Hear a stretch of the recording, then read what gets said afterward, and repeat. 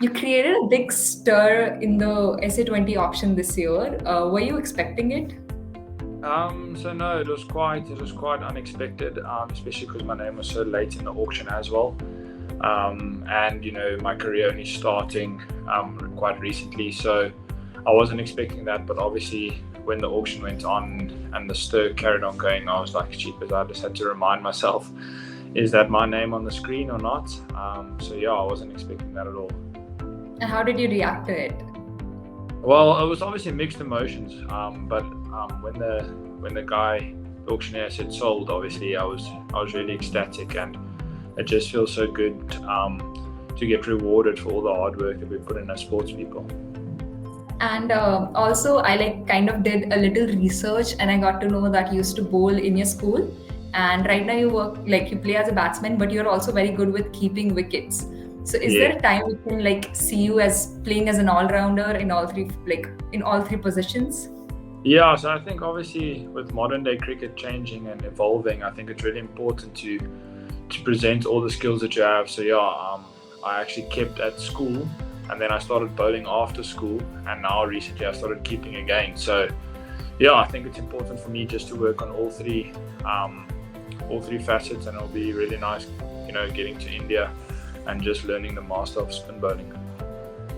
And as you said, the games keeps changing. Can we also see you as an opener maybe someday down the line? Yeah, so I think definitely, T20 cricket's quite explosive, and I'm quite explosive batter. So I think there's definitely a chance, if you work on it. And I've just always had the role of to be a finisher. So, I'm open to exploring new avenues and working hard on it. And yeah, I definitely think I can open the batting. And as I said, I did like little research. So I also came across an interview in which you said that there was a point in your career when you were fed up with cricket. So what kept you going then? Yeah, so a year and a half ago, actually, I decided to stop playing cricket and started working full time. And then I was really fortunate enough, the Titans contacted me and said they need a T20 player. Am I available? And then fortunately enough, my boss gave me off at IXU Sport. And yeah, that revived everything. So the Titans gave me another opportunity to play, and I took it with both hands. And yeah, it kicked off a great start to a new career for me. So you took an off from the company that you were working in, or like you left the job and then you went ahead to play cricket? What No, was so yeah, I'm still working at the company that I was working at. So because it's a cricket company, they sponsor my cricket equipment, IXU. They sponsor FUF as well. So they're quite understanding with regards to me playing, because it's obviously good publicity for them. So when I'm available, then I come into the office like I'm sitting in the office now. So yeah, it's quite nice to challenge your brain in other aspects as well. And what was this plan B? What was the work role that you assigned at this office when you started working full time? So I started working as a sales agent, and then I evolved into product development. So now just overseeing everything over here when I'm available. So it's quite nice, like I said, because I studied business management as well. So I enjoy the business side of things as well. And this year you got into IPL, you're going to be playing for RR, which is something I think a lot of people are going to be excited because it's the Yeah. home away format. So the matches are going to be in India. So there's actually a good chance that we might get to see you play live in the stadium. So when you got the news of getting into IPL, how was the whole experience? Yeah, well, firstly, we're driving back from Bloemfontein after a cricket match, and there wasn't much signal. So when I saw, obviously, one of my friends saw that I got sold, and then we were a bit shocked. I was like, is that really my name? Are you sure? And we couldn't refresh the page. So we refreshed the page after 10-15 minutes. And then obviously I saw that I got sold to Rajasthan Royals. So yeah, the feeling that I got was obviously, again, just very grateful. And when you get the goosebumps, it was quite unreal, because I think obviously the IPL is one of the biggest tournaments in the world. So it's everyone's dream to play there as a T20 player. And it's just so unreal to be part of it now. And is there someone specifically in RR that you are looking forward to play along? I'm really looking forward to playing with Josh Butler. He's also quite an explosive batter, keeper. So I think I can learn a lot from him. I've always watched him when he's playing for England and in the IPLs.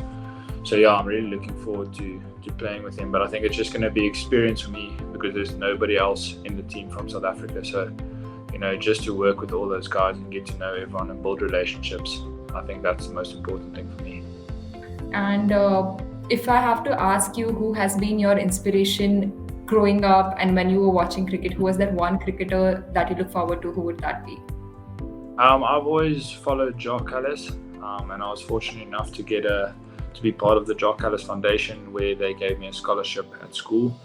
So he's always been an inspiration. I mean, he's dominated world cricket when he was playing. So he inspired me to just be great as well.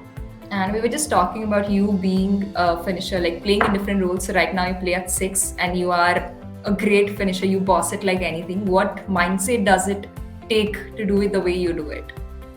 Yeah, I think you need to have a mindset where you just keep believing and anything is possible. And then what I try and do is obviously try to break the game down over by over, because to achieve a certain amount of runs every over is easier to achieve than to see the scoreboard and you need to bat at 12 runs and over or get 70 runs or whatever the case is. So I try to break it down, and then you get in tune with your partner on the other side and you break it up, and then I try and plan it out as much as I can, and it's been successful for me. So yeah, that's what I'll keep doing.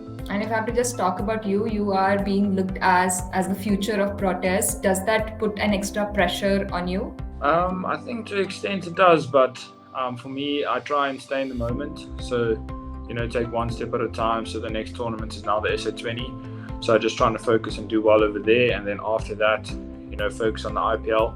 And if it's meant to happen and if it's meant to be, then I will get selected, because selection is out of my control. All I can control is my performance and what I can do for the team and what I can bring to the field. If I talk about your role in Titans, it's a very crucial one. How has the team helped you in your progress, in your personal growth? Yeah, so like I said, the Titans, I'm very thankful for the opportunity they gave me again to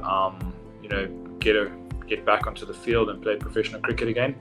And in terms of the team, the coaching staff has been very supportive, especially the way I play is explosive. So they just said, back yourself, back what you can do. So having that backing from the team just allows you to express yourself, and it allows you to play for one another. And I think that's the most important thing, to succeed, is to do it. There has to be a reason for it, why you're doing it. And I know we have a strong culture at the Titans and a dominating culture over there, so we try and dominate every game we play. And recently in CSA T20 Challenge, you played a match-winning knock in the final while chasing. Is it your personal favorite knock as well, or is there some other knock which you think has been the highlight of your career? No, I think that is a highlight of my career, that knock, because in the previous T20 final I got run out and I felt like if I stayed in, then we could have won the game. So for me, it was quite a big game, and to get the team over the line in a final, especially, is a special moment that you always cherish. And like I say, I'm talking about the planning. We planned out those last 6 overs perfectly, and it worked out just the way we wanted to. So, winning trophies and just doing it, especially for someone that's given you a second chance in your career, it just means a lot to me.